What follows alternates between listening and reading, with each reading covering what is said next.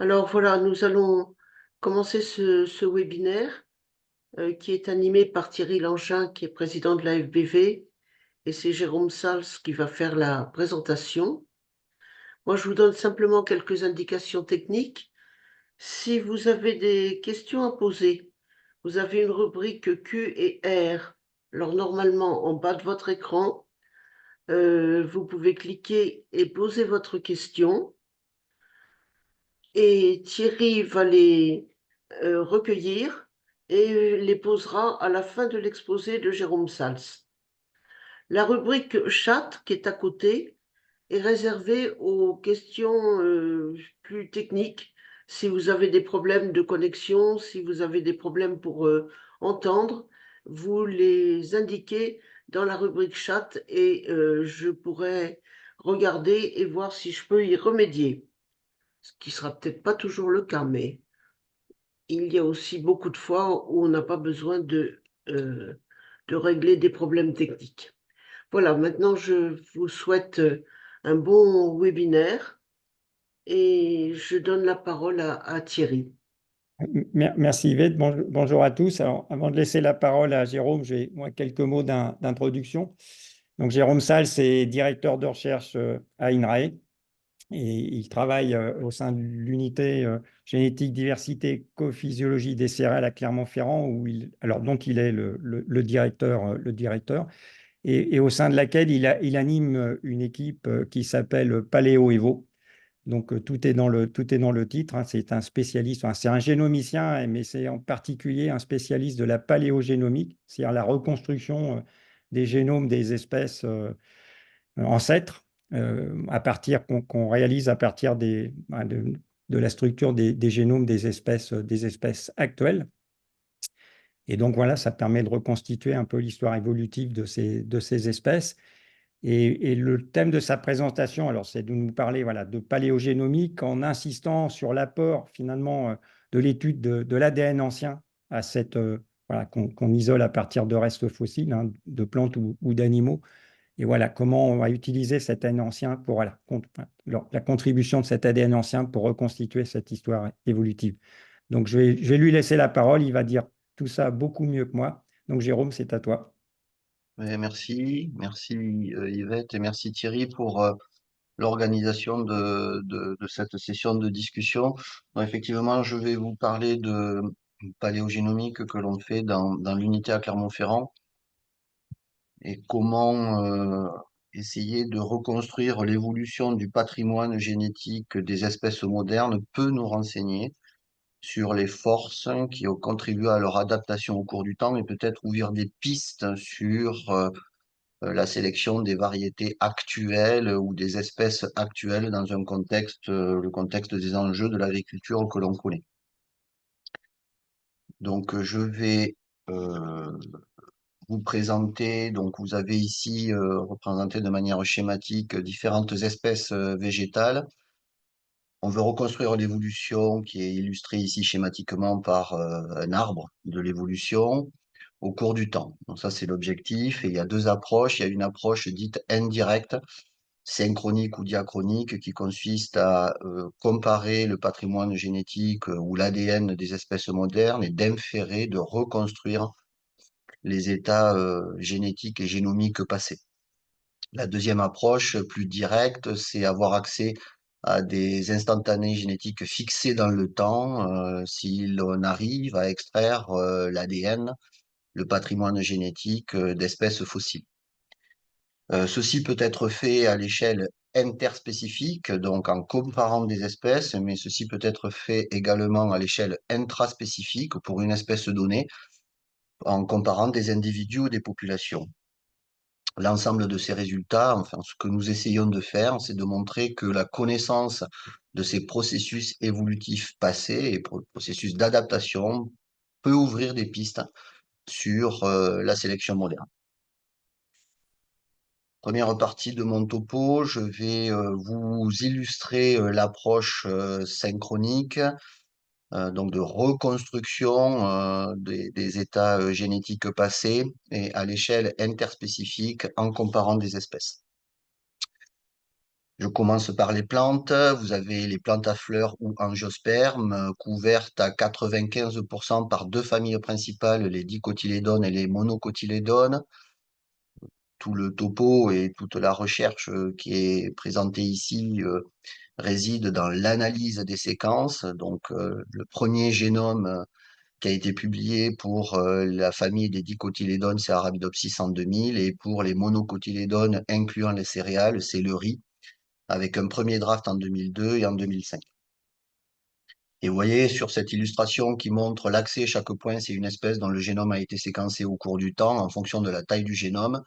On avait commencé par les génomes de petite taille, riz et Arabidopsis, et puis au cours du temps, et surtout depuis 2009, il y a un point d'inflexion, date à partir de laquelle on a accès à de multiples génomes d'espèces, à la fois modèles et cultivés, et aujourd'hui, on peut dire que l'on est en capacité d'avoir un génome de référence de n'importe quel organisme vivant moderne, et je dirais même dans des laboratoires, puisqu'à l'époque, c'était des consortiums internationaux. Aujourd'hui, les outils de séquençage à disposition de quelques plateformes, notamment sur le territoire français, permet de réaliser ce travail de manière efficace, rapide et à moindre coût. Très bien, nous avons accès à de multiples génomes à disposition qui sont illustrés ici avec la notation des gènes. Et tout consiste dans cette approche de compréhension ou de reconstruction de l'évolution en comparant ce patrimoine génétique moderne. Tout consiste à identifier les gènes qui sont conservés, illustrés ici par des traits ou reliés par des traits entre ces deux espèces, voire même des gènes qui ont été dupliqués au sein de l'une de ces espèces, et une méthodologie qui, à partir de cette connaissance de conservation, nous permet d'inférer sur des bases mathématiques et statistiques ce que pouvait être, avec la plus haute fiabilité et probabilité, l'état génomique ancestral. Donc ça, c'est la théorie. La pratique, avec la comparaison du génome humain et du génome du chimpanzé. Vous avez ici tous les gènes bout à bout des chromosomes du génome humain en abscisse et en ordonnée les gènes de l'ensemble des chromosomes du génome du chimpanzé. Dès lors qu'un gène est conservé entre deux espèces, il y a un point bleu. Vous voyez qu'au-delà de points, il y a des diagonales qui illustrent que les gènes sont conservés dans le même ordre entre l'homme et le chimpanzé. À partir de cette information pure de conservation, on peut identifier ici des régions de conservation de l'ordre consécutif des gènes entre ces espèces, qui sont représentés, ces différents blocs, par des couleurs et que l'on considère être les chromosomes ancestraux et que l'on représente ici classiquement par le caryotype, avec chaque chromosome avec une barre verticale et dont la taille est proportionnelle avec le nombre de gènes ancestraux qu'on a pu affecter à ce chromosome ancestral. Donc on peut, à partir de la connaissance de la conservation des gènes, inférer ce qui est le plus probable caryotype ou génome ancestral à l'origine de la séparation ou de la spéciation de ces deux espèces, en la matière l'homme et le chimpanzé, mais on peut aller jusqu'à reconstruire ce qui était l'ordre des gènes ancestraux. Donc, je vous donne un exemple ici, vous avez une diagonale inversée. Ça veut dire quoi une diagonale inversée? Ça veut dire que l'ordre des gènes 6, 7 et 8 est inversé entre l'homme et le chimpanzé. Donc, quel est l'ordre de ces gènes-là? Il y a évidemment deux possibilités. Et là, on utilise une espèce outgroup pour proposer ce qui était l'ordre le plus probable à la base, au niveau de l'ancêtre, à la base de l'homme et du chimpanzé. Le résultat obtenu, vous avez l'homme, le chimpanzé et la souris qui est utilisée comme outgroup. Et à la base de l'homme et du chimpanzé, on a pu proposer un cariotype ancestral de 24 chromosomes et d'à peu près 13 000 gènes. Et il devient alors possible de comparer le génome ancestral qui a été ainsi modélisé avec les génomes modernes et identifier un certain nombre de processus qui ont eu lieu au cours du temps. Là, l'illustration d'un réarrangement majeur bien connu qui est à la différence des caryotypes de l'homme et des grands singes, c'est deux chromosomes ancestraux qui ont fusionné au sein du génome humain et qui sont restés séparés dans les génomes des grands singes. Donc, nous avons une méthodologie automatique qui nous permet, à partir de la connaissance du patrimoine génétique d'espèces modernes, de reconstruire leur évolution au travers des caryotypes ancestraux ou génomes ancestraux. Nous l'avons appliqué chez les animaux et les mammifères, donc avec là une illustration notamment entre hommes et chimpanzés, et nous l'avons aussi utilisé massivement pour comprendre l'évolution des plantes et plus particulièrement des plantes à fleurs ou angiospermes. C'est ce qui est illustré ici. Vous avez les deux familles auxquelles je faisais référence, les monocotylédones et notamment les céréales avec le riz, notamment le blé et le maïs. Et vous avez ici la seconde grande famille les dicotylédones avec le café, la vigne, les rosacées dont notamment le pommier et l'abricotier, les cucurbitacées avec le melon par exemple et la pastèque, ou les brassicacées avec le colza par exemple et l'espèce modèle Arabidopsis et tant d'autres espèces. Nous avons pu reconstruire les ancêtres à la base des céréales, à la base des monocotylédones, mais aussi de la seconde famille, des dicotylédones, et puis on a pu aussi inférer ce que pouvait être le caryotype ou génome ancestral à la base de ces plantes à fleurs, un caryotype assez simple en termes de structure et datant de 214 millions d'années. L'évolution est assez claire. Elle est illustrée par les génomes ancestraux. Vous avez les chromosomes qui sont illustrés par l'intermédiaire de barres verticales, hein, je dirais l'illustration classique des caryotypes ou des génomes. Et vous voyez qui correspondent à des patchworks de couleurs qui montrent comment le génome ancestral s'est réarrangé au cours du temps. Et vous voyez que c'est comme un puzzle. Au cours du temps, le patrimoine ancestral ou le génome ancestral est remanié. Et dès lors qu'il y a fusion, fission de chromosomes, apparaît une espèce moderne. Un deuxième processus majeur de l'évolution, c'est ce qui apparaît ici avec des points, c'est des événements de duplication totale du génome spontané et retenu lors de la descendance, c'est-à-dire qu'au cours du temps, il y a eu un doublement du contenu en gènes et du contenu en chromosomes qui a été retenu dans les cellules filles, et au cours de l'évolution qui s'ensuit, ce sont les événements de polyploïdie. Donc, je vais vous illustrer un certain nombre de processus que l'on peut étudier à partir de la construction de ces chromosomes ancestraux. Là, vous avez un chromosome ancestral de la famille des dicotylédones qui a été tripliqué, donc systématiquement en 3 copies. On trouve 3 copies de ce chromosome ancestral chez le cacao, le pêcher et la vigne. Chez les céréales, vous avez un chromosome ancestral qui a été systématiquement dupliqué au cours de l'évolution, qui se retrouve en 2 copies chez le sorgho, 2 copies chez Brachypodium, mais qui a été fusionné pour en donner qu'un seul au cours du temps. Et chez le riz, retenu en 2 copies de chromosomes qui sont aujourd'hui 2 chromosomes distincts du génome du riz moderne. On peut regarder maintenant tout au long de ces chromosomes ici, ce qui est illustré dans ces boîtes, la densité en gènes ancestraux. Et on voit que les gènes ancestraux ne sont pas retenus de manière homogène, mais ils sont localisés dans certaines régions de ces génomes modernes qui sont dans régions très contraintes, où on doit absolument retenir ce contenu ancestral, et d'autres régions, le contenu ancestral est plus remanié, voire des gènes ancestraux perdus. On peut comparer le nombre de gènes retenus dans ces différents blocs pour ces espèces-là, et on voit qu'il y a des blocs qui conservent le contenu en gènes ancestraux et d'autres chromosomes dupliqués qui sont plus promptes à la délétion des gènes ancestraux, que ce soit chez les dicotylédones ou les monocotylédones, où on voit bien qu'entre les paires de chromosomes dupliqués à partir de ce chromosome ancestral, il y a clairement un chromosome qui retient le réservoir de gènes ancestraux et la copie dupliquée de chromosomes, elle, qui a perdu un nombre assez significatif de gènes ancestraux. On peut regarder maintenant la dynamique d'accumulation de mutations, et on voit que, par exemple, ici, le G pour grape, pour la vigne, il y a moins de mutations accumulées au cours du temps que d'autres espèces, et de même, le riz apparaît une espèce plus stable au cours du temps, qui a accumulé moins de mutations que d'autres espèces de la famille des monocotylédones, et en particulier des céréales. On peut regarder aussi la taille des gènes, et on voit que les gènes ancestraux, systématiquement, ici, sont plus compacts que des gènes spécifiques d'espèces. Donc, ceci illustre qu'au cours du temps, à la fois à l'échelle du chromosome, des blocs, des espèces ou des gènes, il y a une dynamique et qui participe à la plasticité des génomes au cours du temps. Je vous ai parlé de plasticité de génome au cours du temps en comparant les génomes ancestraux et les reconstruits et les espèces modernes, mais en termes de structure, maintenant, que se passe-t-il en termes de régulation de ces gènes depuis leur ancêtre? On a étudié l'évolution de l'expression de la méthylation et de l'accumulation de polymorphismes ou de substitution au cours du temps entre le génome ancestraux et les espèces modernes. En fonction de l'observation, si le gène ancestral est conservé ou non conservé, et il y a des différences d'expression et de méthylation.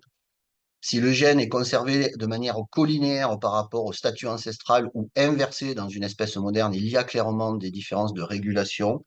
Dans les espèces dupliquées, est-ce que le gène est conservé en copie unique ou en paire? Il y a des différences de régulation en termes d'expression, de méthylation et d'accumulation de mutations. Et de même, si le gène est localisé dans des régions très stables ou très plastiques au cours du temps, il y a aussi une différence entre ces copies de gènes en termes d'expression, de méthylation et de régulation. Donc, au-delà de la plasticité structurale que j'ai illustrée précédemment à l'échelle des chromosomes, des blocs, des espèces et des gènes, il y a en plus une plasticité en termes de régulation qui est ici illustrée par des différences d'expression, de méthylation ou d'accumulation, de substitution d'un gène ancestral au cours du temps, en fonction du statut de ce gène au cours de l'évolution. Est-ce qu'il est conservé? Est-ce qu'il est conservé dans le même ordre? Est-ce qu'il est conservé en paire, en singleton? Je vous ai illustré un certain nombre de processus de plasticité génomique chez les plantes. Qu'en est-il chez les mammifères ou les vertébrés? On a fait le même travail, on a pu proposer un génome ancestral à la base des vertébrés modernes.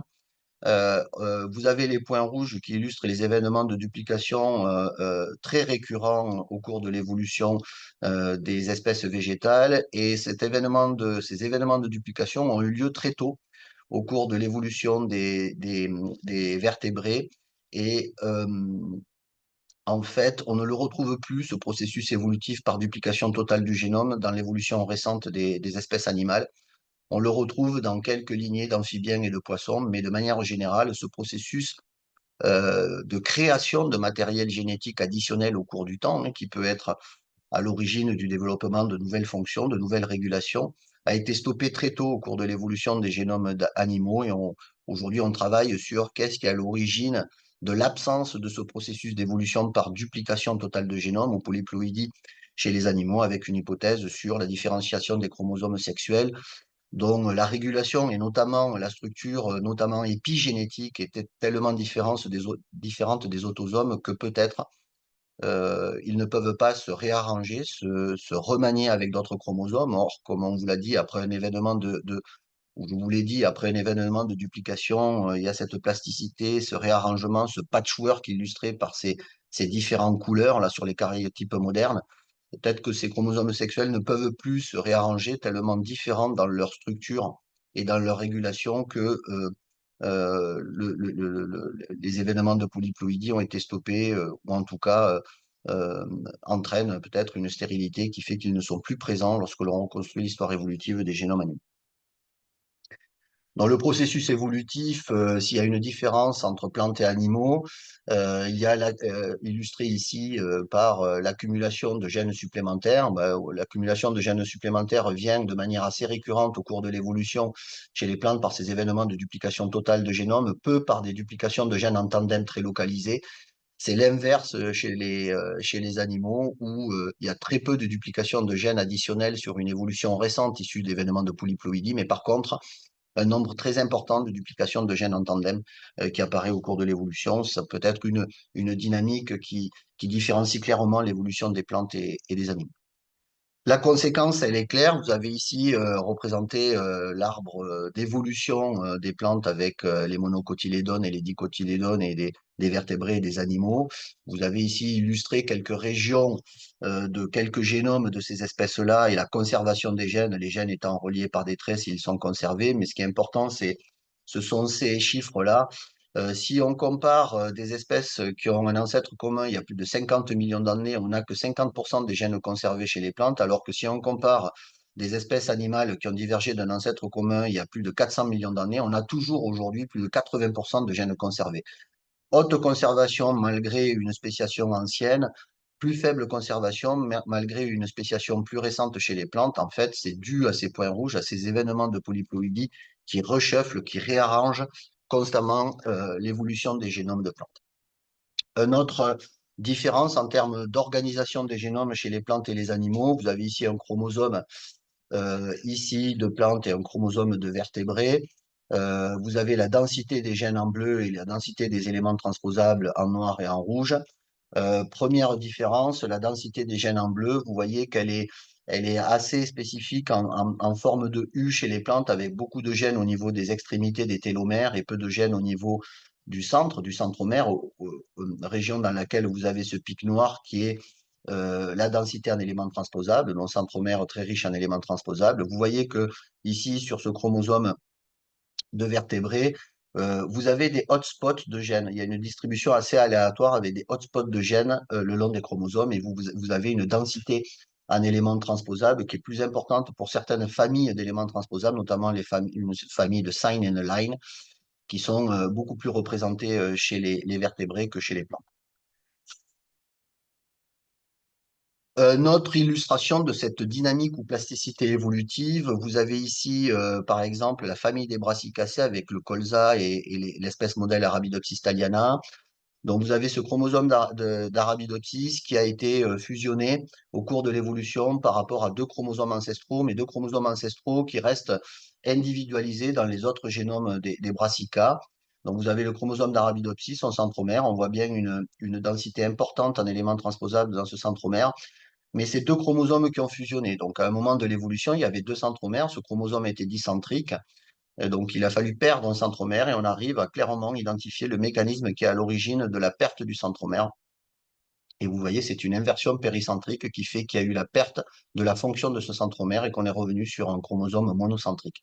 Par contre, on retrouve la trace de ce vestige de centromère ancien. On voit bien un bump en élément transposable qui trace la présence d'un centromère ancien. Mais on voit bien par la densité des éléments transposables que c'est cette partie, c'est ce centromère ancestral qui est fonctionnel aujourd'hui chez Arabidopsis. Un autre exemple, là chez les céréales, où vous avez un génome ancestral et puis qui a donné lieu au riz, au sorgho et au maïs, à l'espèce modèle Brachypodium. Donc, si on prend le génome ancestral, qu'on compare aux 12 chromosomes du riz, on a une diagonale quasi complète. Ça veut dire que le riz a conservé la structure quasi identique du génome ancestral. Par contre, si on regarde le génome de Brachypodium, vous voyez que les diagonales sont bien cassées. Ça veut dire que les 5 chromosomes de Brachypodium sont dus à un réarrangement intensif, je dirais, des 12 chromosomes ancestraux qui aujourd'hui sont les 12 chromosomes du riz. Si on regarde le chromosome 2 de Brachypodium, il est issu au cours de l'évolution de l'insertion de ces deux chromosomes, violet foncé et violet pâle. Et on voit bien la dynamique, c'est-à-dire que le violet foncé est venu s'insérer au milieu du chromosome violet pâle au cours de l'évolution. Il y avait donc deux centromères, c'est le même cas de figure que précédemment. Vous avez la densité en gènes et vous avez la densité en éléments transposables. La forte densité en éléments transposables en séquence répétée nous montre que c'est cette région ici qui est bien le centromère actuel.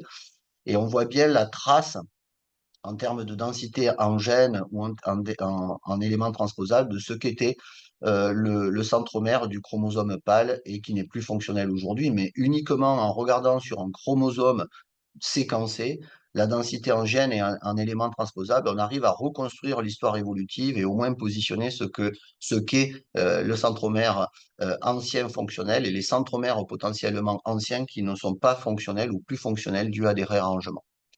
Ce que l'on peut faire aussi, c'est comparer des groupes d'espèces pour étudier des traits d'histoire de vie. Donc là, vous avez 16 espèces qui ont été sélectionnées parce que certaines en vert sont herbacées et d'autres sont ligneuses. Et on peut comparer le contenu en gènes de ces espèces-là. Donc vous avez pour chaque point, ce sont des familles de gènes. Et vous avez le nombre de gènes dans ces familles comparativement entre les espèces ligneuses et les espèces herbacées. Si vous avez des points autour de la diagonale, ça veut dire que ce sont des familles de gènes qui n'ont pas subi un nombre de copies différentielles de gènes entre ces deux espèces de plantes.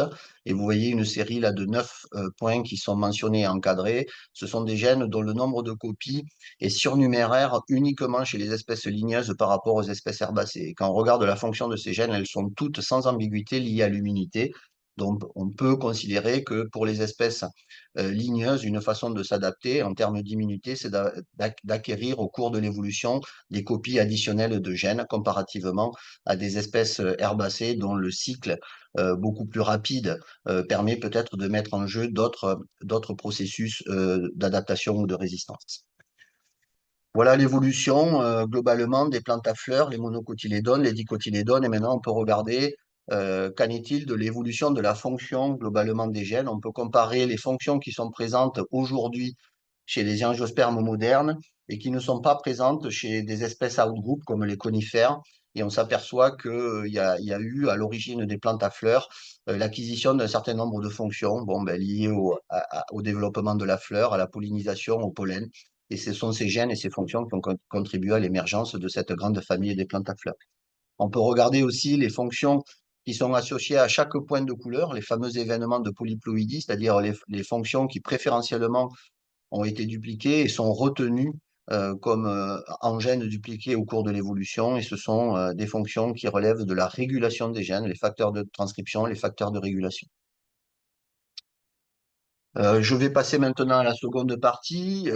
On a comparé des espèces, on a reconstruit des génomes ancestraux. On a comparé les génomes ancestraux aux espèces modernes pour avoir une idée de l'évolution.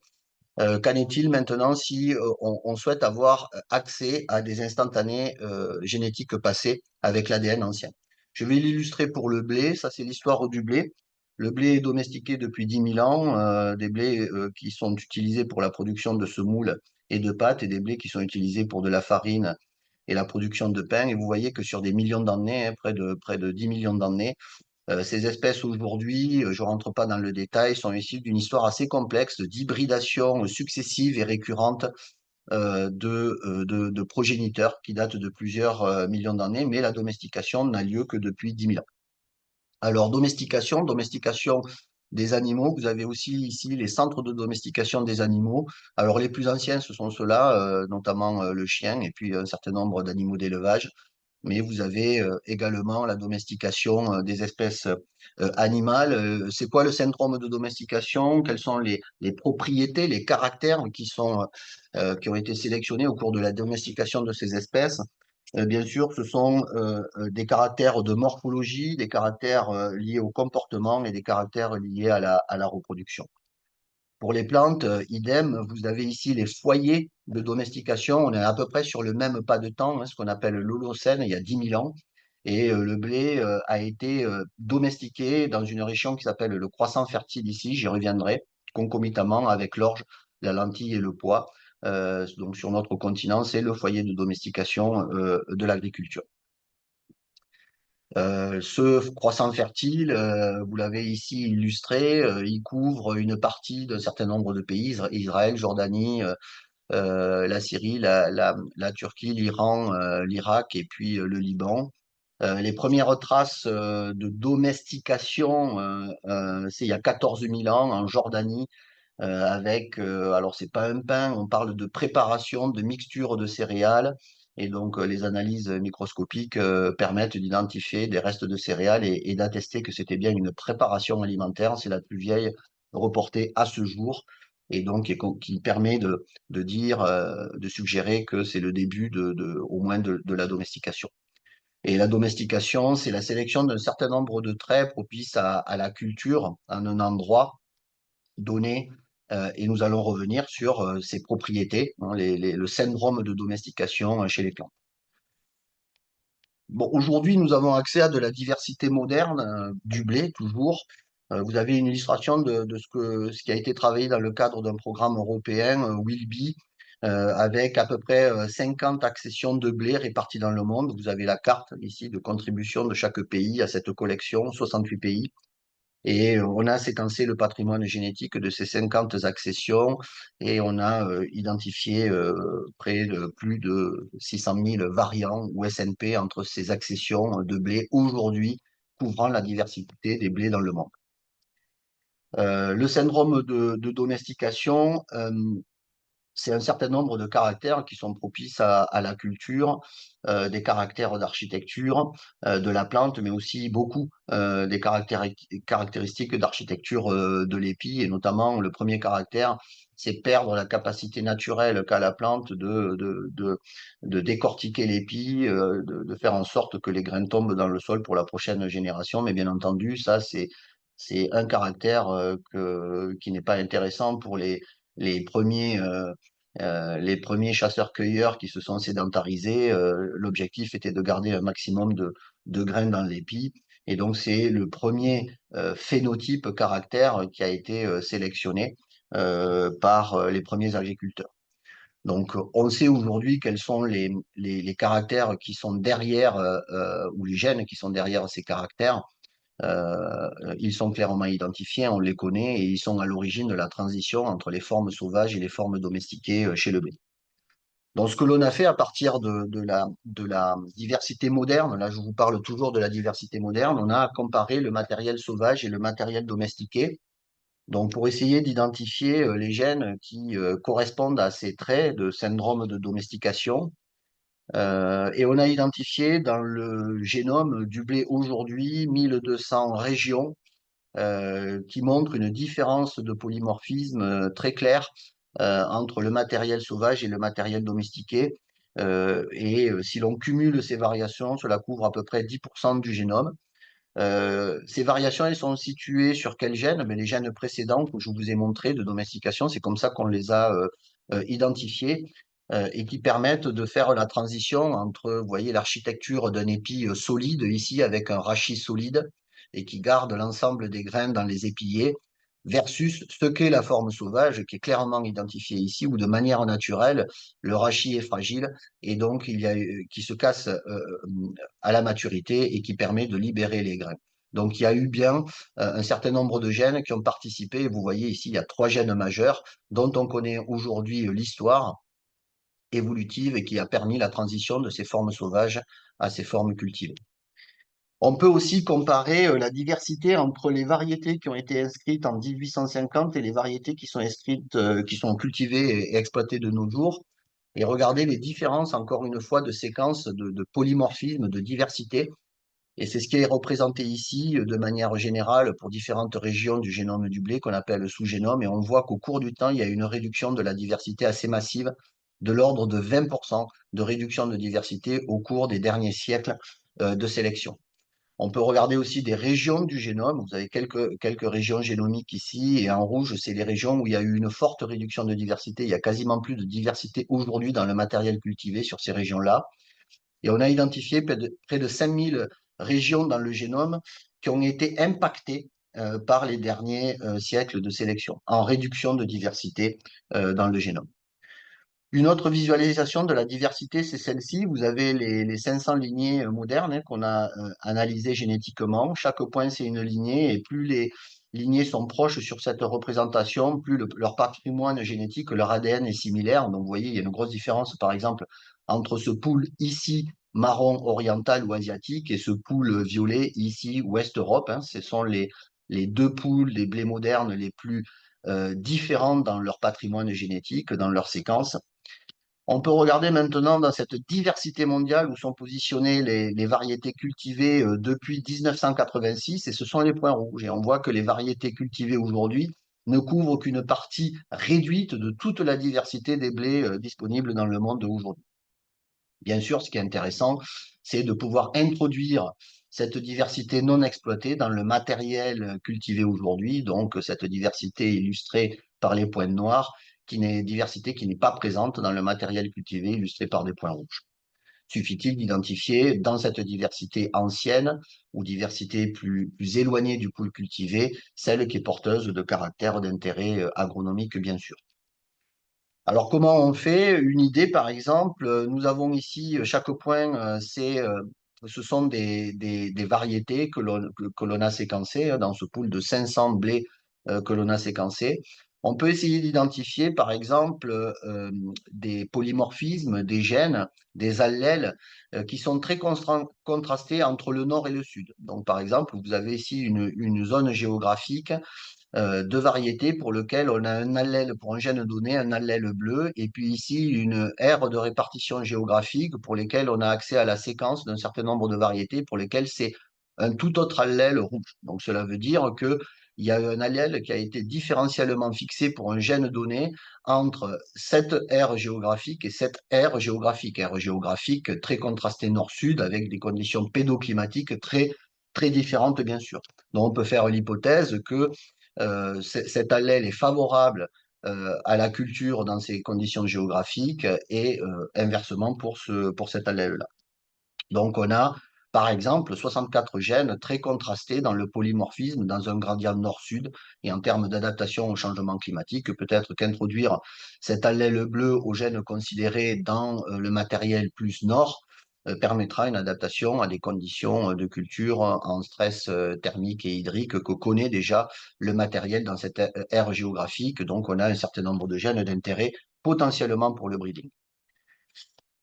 Ces variétés, voilà leur phylogénie, leur généalogie, comment cette phylogénie et généalogie est structurée. Elle est structurée par rapport à l'histoire de l'agriculture. L'agriculture, je vous ai dit, c'est le croissant fertile.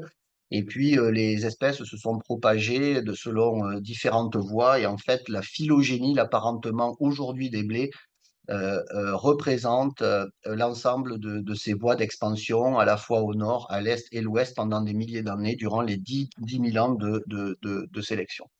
Bien sûr, durant ces 10 000 ans, on connaît les variations climatiques. On sait que potentiellement l'apparition de l'agriculture durant l'Holocène est due à ce réchauffement illustré ici. Mais il y a plusieurs événements de modification du climat pour lesquels, bien sûr, on sait que le blé a dû s'adapter au cours du temps. On peut étudier à partir de ce matériel-là ce qui s'est passé durant 10 000 ans, les migrations, les translocations, les espèces qui se sont éteintes, l'adaptation à certaines variations climatiques. Et donc, pour ce faire, on veut avoir accès à un certain nombre de matériels anciens qui couvrent à la fois cette période de 10 000 ans et à la fois l'ensemble des voies d'expansion depuis le centre d'origine jusqu'à la France. Et vous avez un certain nombre d'échantillons que l'on a grâce à nos collaborations avec les archéobotanistes qui datent de plusieurs milliers d'années et qui nous permettent de reconstruire cette évolution, cette adaptation des blés au cours du temps. Donc, pour ce faire, il faut pouvoir extraire l'ADN ancien de ce matériel de restes archéobotaniques et on a développé une infrastructure dédiée avec les protocoles et les conditions expérimentales nécessaires à l'analyse de l'ADN ancien à Clermont-Ferrand. Différentes études sont à disposition déjà. C'est assez récent, hein, l'étude de l'ADN ancienne de plantes, mais vous voyez déjà quand même qu'il y a pas mal de publis à disposition qui couvrent un certain nombre d'espèces. Et ce qui est à noter, c'est qu'il y a trois types de matériel ancien à disposition. C'est les grains carbonisés, les grains desséchés et les grains imbibés d'eau.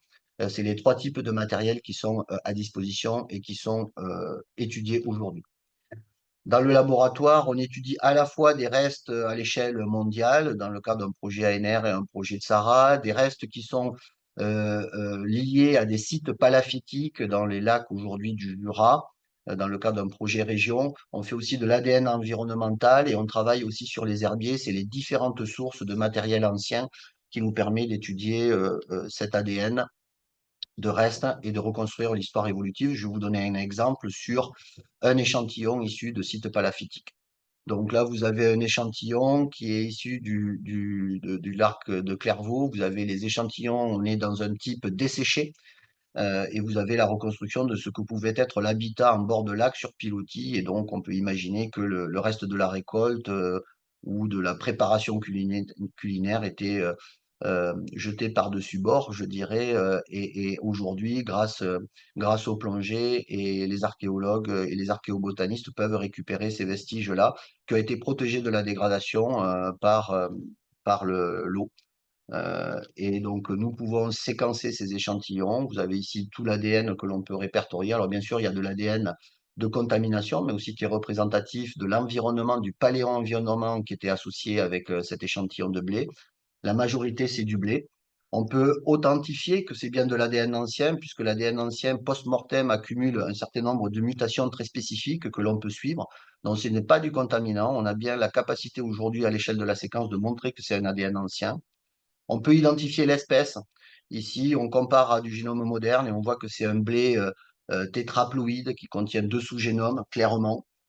Et puis, on peut positionner notre ADN ancien dans la diversité moderne que je vous ai présentée précédemment. Et là, on arrive à positionner cet échantillon dans la diversité moderne. Donc, je vous ai dit quelles étaient l'évolution très ancienne des blés et sa domestication. Je vous ai illustré aussi une évolution plus récente, 10 000 ans, à partir du croissant fertile, et puis la propagation de la culture du blé selon plusieurs voies. Et le blé arrive en France, sa culture, il y a 5 000 ans. Mais on peut positionner désormais l'ADN ancien dans ce panorama. Et pour l'exemple que je vous montrais, c'est un échantillon en France qui date de 5 000 ans. C'est un blé tétraploïde, c'est clair. Et ce n'est pas les blés aujourd'hui qui sont cultivés pour faire du blé dur et du blé tendre. Il y a 5 000 ans, c'était un de ces progéniteurs, une de ces formes un peu plus ancestrales qui était vraisemblablement cultivée et consommée. Et ça ouvre donc des réflexions. Pourquoi il y a 5 000 ans, alors qu'on est loin du croissant fertile, alors qu'on est loin du foyer de domestication, était cultivé sans doute en mélange, en France, ces formes un peu plus ancestrales des blés modernes exploités aujourd'hui. Voilà pour les résultats. Donc, je ne reviens pas sur les conclusions principales de ces deux approches. Je veux juste vous montrer les résultats dont sont issus les travaux, des articles et puis surtout des articles de revue ici, si vous êtes intéressé par ce travail et notamment le livre qui a été édité sous la direction de Georges cette année sur la génétique des domestications, où il y a un chapitre sur le blé dont j'ai extrait pas mal d'illustrations montrées aujourd'hui. Et puis, vous dire que le 10 octobre, ma collègue Caroline Pont, qui est en charge des travaux sur l'ADN ancien, vous donnera de plus amples informations sur cette thématique-là. Je remercie les membres de l'équipe, Caroline, Mamadou, Myriam, Marie, Astrid, Cécile et Peter, les membres de l'équipe qui ne sont plus dans l'équipe, mais qui ont participé aux travaux, les collaborations aussi dont sont issues les illustrations, notamment pour l'ADN ancien, et puis les agences de financement qui rendent possible ce travail, bien sûr, et je vous remercie pour votre attention. Merci, merci Jérôme. Donc, on va passer à la partie questions. Là, alors, il y en a peu qui sont arrivés encore sur le, voilà, sur le Q&A là, questions-réponses, mais je pense que les gens, voilà, vont finir par les poser. Il y avait juste une remarque de Gilles, mais en tant que porteur du projet Willby, qui tenait à exprimer son désarroi face aux 50 accessions que tu as citées par rapport aux 500 qui étaient dans le projet. Mais bon, voilà, c'était une Très bien. petite note d'humour. Euh, mais moi, le temps que les questions arrivent, moi, j'en ai quelques-unes. En particulier sur l'ADN ancien, Oui, ouais, qui est un peu sur tu dis on est capable de repérer finalement qu'on a vraiment de l'ADN ancien et pas finalement de l'ADN contaminant, parce qu'on sait il y en a plein finalement dans l'air et probablement à proximité des échantillons qui sont collectés. Tu peux préciser un peu oui, comment vous faites? oui, oui. Donc, post-mortem, c'est connu hein, chez toutes les espèces. Il y a de la déamination qui est en place. Donc, ça veut dire que le profil de l'ADN ATGC est modifié, et notamment en bord. Alors, le premier phénomène, c'est la fragmentation. Donc, déjà, ce sont des fragments très courts. On est en train de parler à l'aune des séquenceurs de très longs fragments où on veut avoir des génomes de référence avec des milliers de paires de bases consécutives. Là, on est en train de parler de quelques dizaines de bases. Donc, la moyenne des fragments d'ADN, c'est 10 nucléotides, 15 nucléotides, 30, 20, 40 quand c'est encore bien conservé. Donc, déjà, quand on extrait l'ADN et qu'on n'a pas de l'ADN fragmenté à ce niveau-là, c'est que déjà, il y a un souci, parce que l'ADN ancien doit être fragmenté. Et aux extrémités, il y a de la déamination. Ça veut dire que le profil ATGC est différent. Alors, la difficulté, c'est pas une difficulté, mais c'est une réalité, c'est que la conservation de l'ADN, sa fragmentation et sa déamination n'est pas proportionnelle à l'âge de l'échantillon. C'est proportionnel aux conditions de conservation. Je peux avoir un échantillon très ancien mais bien conservé, avec une fragmentation pas excessive et avec une déamination des extrémités non excessive. Et je peux avoir par contre un échantillon plus récent, mais dans les conditions de conservation étaient moindres, avec plus de ces profils marqués. Donc je ne peux pas faire de parallèle entre fragmentation et dommage post-mortem et l'âge. Mais par contre, fragmentation et dommage post-mortem, que on a les outils développés informatiquement pour le quantifier, sont maintenant les prérequis pour faire des publications. Il y avait par le passé des publications sur ADN ancien basées beaucoup sur l'amplification PCR. On est incapable de dire dans le profil d'amplification PCR si c'était de l'ADN ancien ou pas. Maintenant, avec les NGS, il me semble que les articles qui sont publiés, le prérequis, c'est cette étape d'authentification. Ok, merci Jérôme. Une première question de Fabienne Matisse. Là, pensez-vous que les gènes d'indéhiscence soient conservés dans la plupart des espèces domestiquées? Oui, alors ça, oui, ça a été montré. Alors, ça peut être des formes différentes en termes d'allèles, des polymorphismes différents, mais ils sont conservés. Donc, les gènes Brittle-Rachis, BTR, que ce soit chez les céréales ou toute espèce à graines dont a été contre-sélectionné ce caractère, je dirais, initial, ancestral de fragilité de l'épi pour permettre aux graines de tomber au sol, oui, ce sont les mêmes gènes. Là, pour être clair là-dessus, c'est pas une sélection par les premiers chasseurs-cueilleurs, c'est pas une sélection qui a été faite délibérément, hein. C'est le fruit de ce qui s'est passé dans les premières générations. On peut imaginer que les premiers champs, ce sont des espèces sauvages en mélange, avec beaucoup de ces espèces sauvages dont le grain tombait au sol. Génération 1, les premiers chasseurs-cueilleurs ont récolté un certain nombre d'épis. Ils ont donc, dans le mélange de ceux qu'ils ont récoltés, favorisé les individus pour lesquels le grain restait dans l'épi. Et de génération en génération, ils ont augmenté dans leur récolte la proportion de ces accessions, de ces génotypes, de ces ADN qui étaient plus promptes à avoir un épi solide et un rachis d'épi solide. Donc, c'est la conséquence de cette volonté ou cette conséquence de la récolte qui a généralisé de génération en génération je dirais, le génotype à rachis solide. Voilà. Et c'est bien les mêmes gènes qui codent ce caractère entre différentes espèces. Et une question de Thierry Hardy, qu'est-ce qui fait que le centromère est préférentiellement impacté par les transposons? Alors, c'est une très très bonne question. Alors, donc chez les plantes, on a bien cette distribution en gènes sous la forme de U, avec beaucoup de gènes à l'extrémité des chromosomes et peu de gènes au centre qui est très riche en éléments transposables et qui constitue le centromère. Alors, il y a deux choses.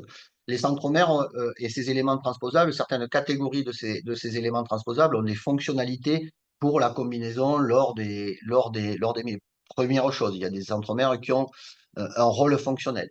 Mais aussi, dans les régions à l'extrémité des chromosomes chez les plantes, c'est les régions où il y a de fortes recombinaisons.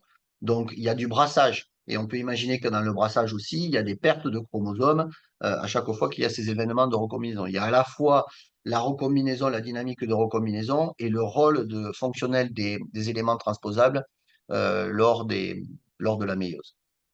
Il y a ces D'accord. deux dynamiques, dont la conséquence est d'avoir cette distribution non aléatoire des éléments transposables au sein des génomes de plantes, ce qui n'est pas le cas, au moins dans les génomes de vertébrés ou de mammifères qu'on a analysés. Ouais. Et juste pour prolonger cette question là, sur les centromères là, que tu nous as montré, là, des chromosomes qui ont fusionné, et puis des Oui. centromères finalement qui, par inversion, ont perdu leur fonction de centromère.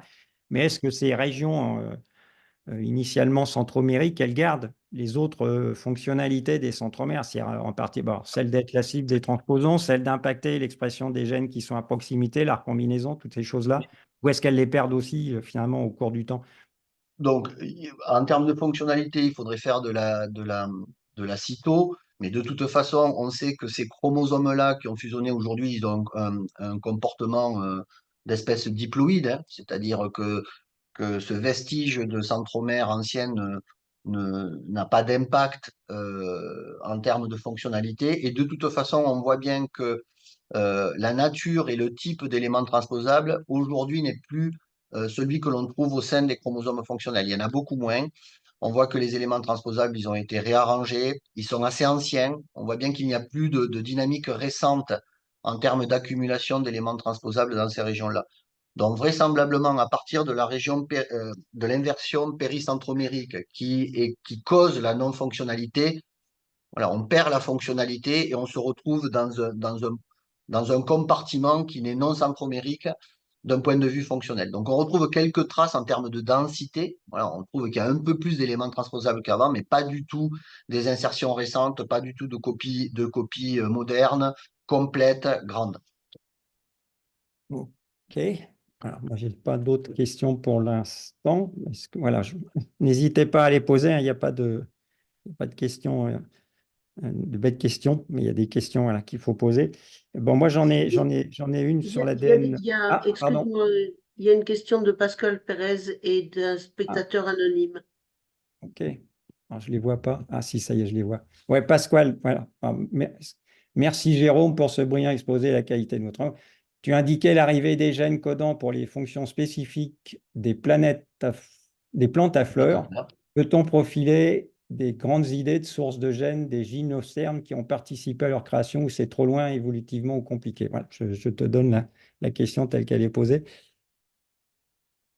Oui, on peut alors effectivement, évolutivement, on commence à être loin, hein, puisque l'ancêtre qu'on a reconstruit à la base des plantes à fleurs, c'est déjà 214 millions d'années. Voilà, malgré les outils, avoir ce cariotype ancestral, son nombre de chromosomes sont contenus en gènes. Bon, on l'a fait, mais on voit que là, la conservation entre espèces modernes pour remonter à une telle échelle évolutive, ça commence à devenir limite. Donc, on a commencé avec Christophe Plomion à Bordeaux un travail similaire et le CNRGV à Toulouse, un travail similaire sur les conifères. Donc, on commence à avoir une diversité d'espèces assez importante chez les conifères et on a fait ce travail de reconstruction et d'analyse. Et effectivement, dans ce travail qu'on est en train de finaliser, on compare l'ancêtre des conifères, par exemple, et l'ancêtre des plantes à fleurs pour voir ce qui a contribué. C'est exactement la question de Pasquale.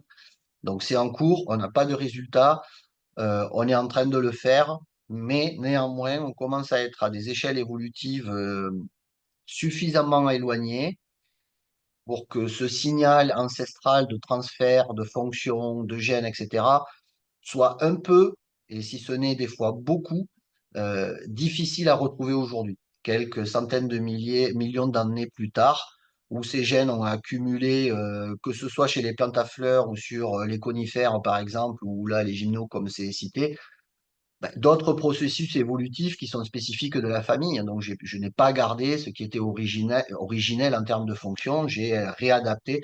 Donc, on y travaille, mais ce n'est pas évident. Voilà. Donc, la question du spectateur anonyme, est-ce qu'il est possible de voir des corrélations entre les deux méthodes, c'est-à-dire la reconstruction des génomes à partir des séquences des espèces Oui, oui, actuelles, oui. et puis l'approche ADN ancien? Alors, la réponse est non. Alors, pour moi, aujourd'hui, la réponse est non sur la nature même des méthodes. Donc, la première, on prend du moderne, dont on a les génomes du premier nucléotide au dernier, voilà, très propre parce qu'on a les méthodes, et on reconstruit ça. La deuxième, on a accès à de l'ADN ancien qui, par définition, est fragmenté. Cela voudrait dire qu'on soit en capacité, à partir de l'ADN fragmenté, d'avoir une qualité de reconstruction de génome, de chromosome à chromosome, de la même nature que ce que l'on fait dans la première méthode. OK? Ça, aujourd'hui, c'est difficile. Même chez les mammifères, les collègues qui travaillent en France, hein, qui sont des leaders au niveau international, domestication du cheval, par exemple, ou d'autres animaux qui ont des qualités de séquence à disposition, ils mappent toujours sur le génome de référence moderne. Est-ce qu'on sera en capacité un jour, avec l'évolution des technologies, de vraiment utiliser l'ADN ancien pour aller jusqu'à la reconstruction du cariotype ancestral, puisque c'est ça la question. Et là, effectivement, on pourrait comparer les méthodes. Aujourd'hui, ça me semble difficilement envisageable. Une question de Jean-Louis Priou. Bonjour Jean-Louis. Y a-t-il chez les plantes des séquences d'ADN anciens, alors plusieurs dizaines de millions d'années comme chez l'homme, confèrent Néandertal ou voire 2 millions d'années? Alors, la réponse à ma connaissance est non. Et là, c'est par la nature même de l'échantillon. Donc, chez les mammifères, bien sûr, l'ADN ancien est beaucoup plus vieux que celui que je vous ai montré chez les plantes, hein. On peut remonter jusqu'à l'origine, jusqu'à 10 000 ans. Et là, c'est des graines desséchées dans des conditions arides de conservation. Donc déjà, on limite les régions géographiques dans le monde où on pourrait avoir du matériel végétal conservé suffisamment pour en extraire l'ADN. Chez les mammifères, bon, les premiers travaux, c'est cheveux, dents et os. Donc là, il y a une condition de conservation de l'ADN, de protection naturelle, qui fait qu'on a pu remonter beaucoup plus loin dans le temps, ce qui n'est pas le cas chez les végétaux. Aujourd'hui, au-delà de 10 000, voilà, il y a une dégradation de ce matériel biologique, même s'il est conservé dans des conditions environnementales idéales pour avoir du matériel desséché. Donc, on pourra peut-être aller au-delà de 10 000, remonter à des centaines, comme on a pour les animaux ou les mammifères ou les vertébrés, j'en doute. Ok. Une question de Pierre Deveau, une très bonne présentation. Peut-on vraiment comparer la régulation des gènes par méthylation, par exemple, sur des échelles de temps si longues? Alors, oui, alors, si on dit que le processus de méthylation, c'est un processus d'adaptation très court, voire même que ce n'est pas transgénérationnel, que c'est quelque chose qui relève de l'adaptation au cours du cycle de culture d'une année donnée, ça serait le rôle de la méthylation. Je m'adapte vraiment très finement sur un laps de temps très court en un temps donné, ça serait ça le rôle de la méthylation. Il n'y a pas d'intérêt à regarder si j'ai un profil de méthylation conservé entre des gènes d'espèces qui ont divergé d'un ancêtre commun il y a des millions d'années. Donc c'est bien ça l'hypothèse. Malgré tout, dans les travaux que l'on a fait et qu'on a publiés en 2023, il y a bien des gènes dont l'origine commune est très ancienne qui ont des profils de méthylation similaires. Deux hypothèses. Effectivement, c'est une méthylation ancienne qui a été conservée au cours du temps, mais là on se dit ça a été conservé sur des générations. Là, on est vraiment dans le plus du transgénérationnel. On est sur vraiment une échelle de temps très grande. Ou alors, ce même gène a été méthylé de manière indépendante 2 fois au cours de l'évolution parce que la finesse qu'il procure est très importante pour l'espèce. Donc, les deux hypothèses sont toujours d'actualité, mais il y a bien des gènes dont le profil de méthylation paraît similaire entre des espèces dont l'ancêtre commun est assez ancien. Une question de Fabienne Matisse. Pensez-vous que les transposons soient apparus par hasard ou ont été sélectionnés et conservés car bénéfiques pour le vivant? Oula, alors là, c'est tout un pan de la recherche sur les aimants transposables dont je ne suis pas l'expert.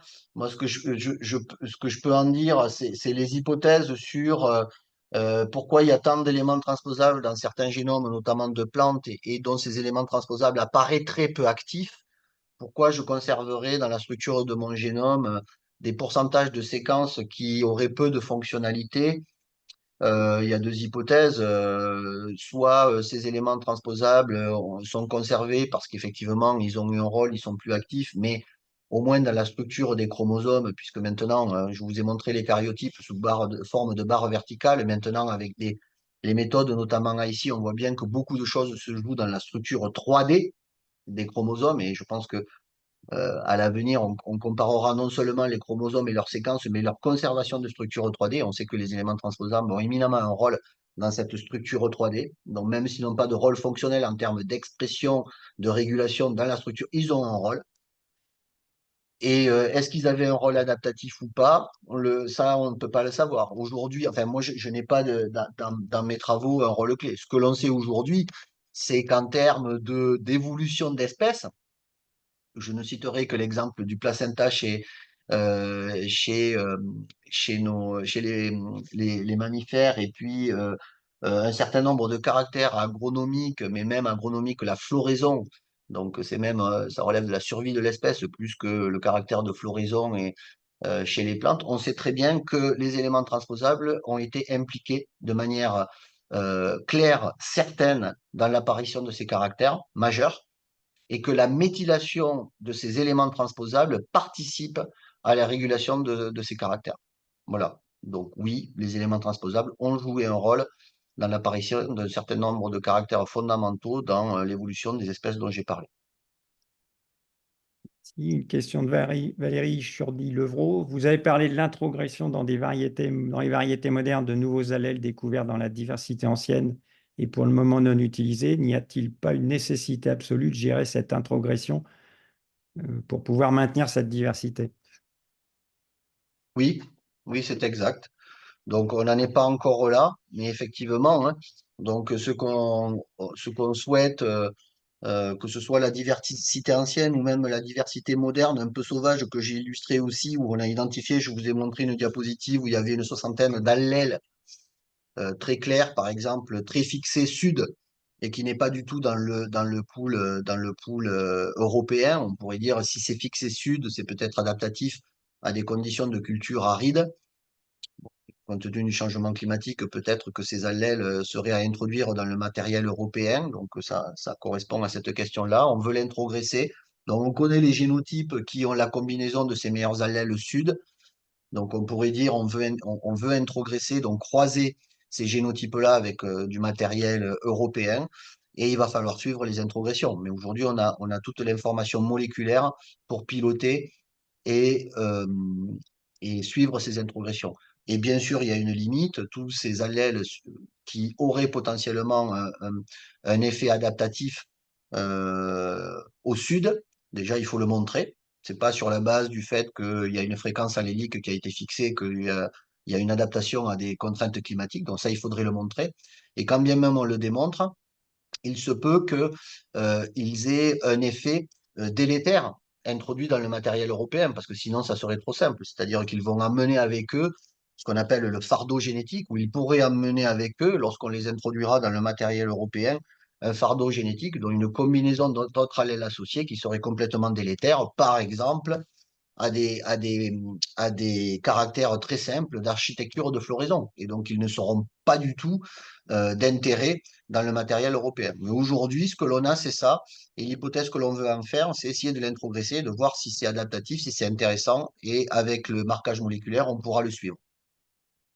Merci. Et la dernière question, moi, pour l'instant, de Thierry Marcel, est-ce qu'un travail similaire a été réalisé ou est prévu d'être réalisé pour des micro-organismes, bactéries, champignons, virus? Et est-ce possible au vu de la diversité très grande de certains micro-organismes? Alors, est-ce qu'on parle de la première partie? Ça Je pense serait je prends mes génomes, bactéries, virus et je reconstruis ou la deuxième, plutôt ADN ancien. les deux. Les deux. Alors, dans la première, c'est fait, hein, il y a des papiers sur champignons où effectivement il y a de la génomique comparée, de la reconstruction. Et bon, voilà, comme on a des outils à disposition, c'est des choses qu'on regarde aussi de notre côté. On a fait plantes et vertébrés, ça c'est en cours et même bien finalisé. Et bactéries et champignons, c'est des choses que l'on a commencé en termes de preuve de concept, de l'utilisation et de la généricité de nos outils. Voilà. Donc, si vous êtes intéressé pour les questions scientifiques qui seraient afférentes, n'hésitez pas à nous contacter. Sur l'ADN ancien, bon, on veut le faire. C'est ce que vous présentera ma collègue Caroline là, en octobre. Dans la diapositive où je vous ai montré les différents projets, les différents types de matériel que l'on exploite pour l'ADN ancien, il y a le carporeste, le reste de grains, bien sûr.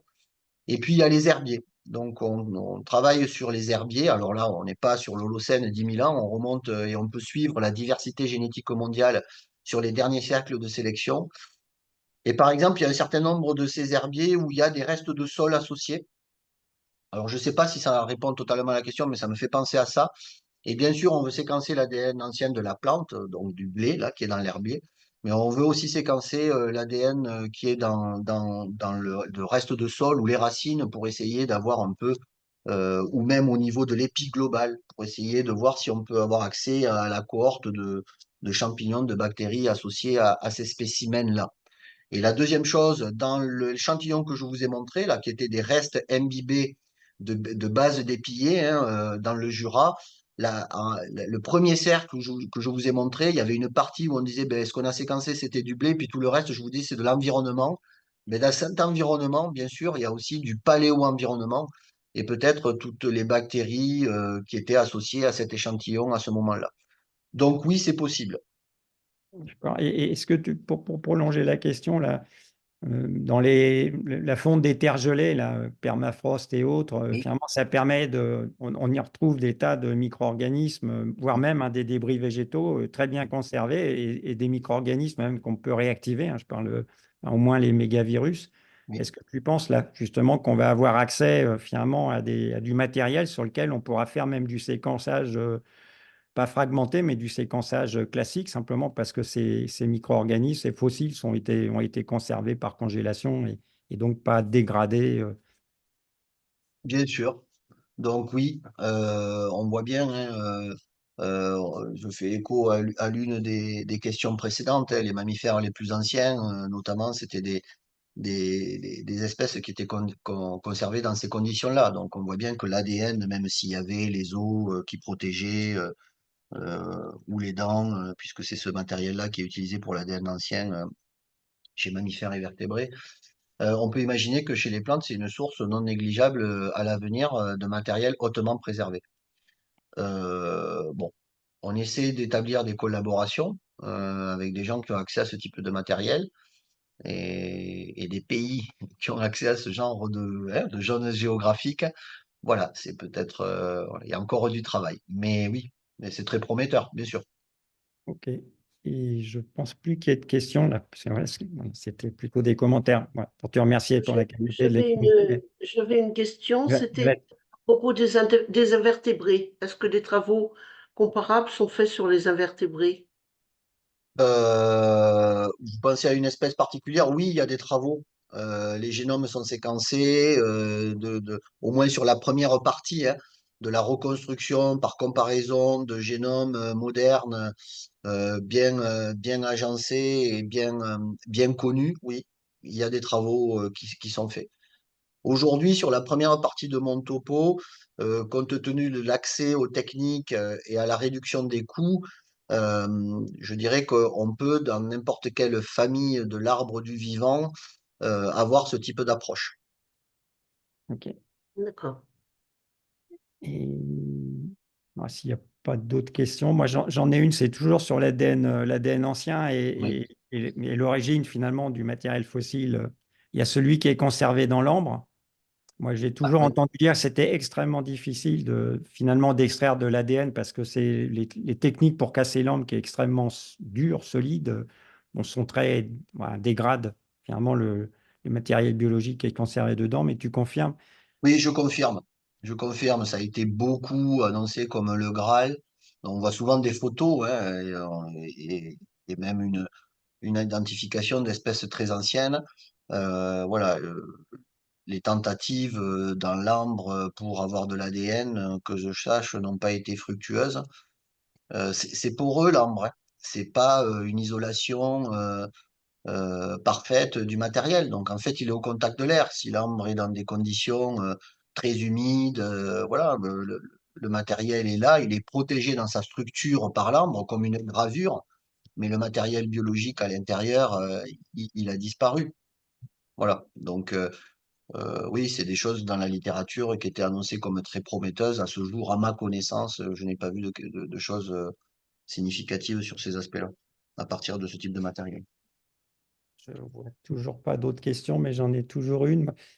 Sur la reconstruction finalement des génomes ancêtres à partir de la comparaison des séquences actuelles et puis finalement de l'histoire évolutive entre ces génomes ancêtres et puis les génomes des espèces actuelles. Est-ce que tu penses que là, on a voilà, les reconstructions que vous avez faites ou que d'autres ont pu faire, on est arrivé un peu au bout, c'est-à-dire qu'on a l'histoire évolutive à peu près voilà, dans les grandes lignes qui ne bougera plus, ou est-ce que si on continue à ajouter d'autres séquences d'espèces peut-être encore plus éloignées, on va encore finalement pouvoir retravailler sur ces reconstructions? Euh, pour moi, alors, la réponse sur les caryotiques ancestraux, quand on dit voilà le nombre de chromosomes à la base des monocoques, des dicotes ou des plantes à fleurs. Et pour l'autre grand phylum, voilà la structure du chromosome ancestral ou du génome ancestral à la base des hominidés, des vertébrés, des métazoaires, des choses comme ça. Oui, on est arrivé au niveau de la connaissance des caryotypes ancestraux qui, je pense, est très fiable. Parce qu'en fait, on a beaucoup de génomes modernes qui couvrent la diversité. C'est ça qui est l'élément important. Qu'on n'ait pas qu'un seul génome. Là, maintenant, on a un nombre de génomes à disposition qui nous permet d'être fiable dans la reconstruction. Là où on va être plus performant, c'est dans la reconstruction du contenu en gène ancestral. Et le contenu en gène ancestral, il est éminemment lié au nombre d'espèces modernes que j'ai à travailler. Voilà. Donc, sur les caryotypes ancestraux, je pense qu'on a dans la littérature sur ce sujet une vision assez établie de ce qui se passe. La preuve en est, il y a des génomes qui sont à disposition dans la littérature tous les mois Et dès lors qu'on rajoute un génome aujourd'hui, on ne révolutionne pas les cariotypes ancestraux. Par contre, on a enrichi assez significativement la connaissance de l'histoire du contenu en gène de manière plus précise. Voilà. Merci. Ouais, je pense que je ne vois pas d'autres questions. Je crois que j'en ai pas oublié. Et donc, on va peut-être pouvoir libérer Jérôme en le remerciant voilà, pour l'exposé et puis, la qualité la qualité des réponses. Yvette, je te laisse conclure en particulier sur l'accès à l'enregistrement. Tu pourras confirmer qu'il est disponible, il sera disponible sur le site de la FBV. Oui, tout à fait. L'enregistrement sera disponible d'ici quelques jours sur le site de l'AFBV. Donc, vous tapez AFBV et vous aurez le site et la conférence que vous venez d'écouter de Jérôme Sals, que je remercie. Et s'il y a des questions voilà, qui vous viennent après finalement la fin de l'exposé, n'hésitez pas à les envoyer alors soit à Jérôme, soit à nous, et puis on transmettra. Parfait. Merci à vous encore.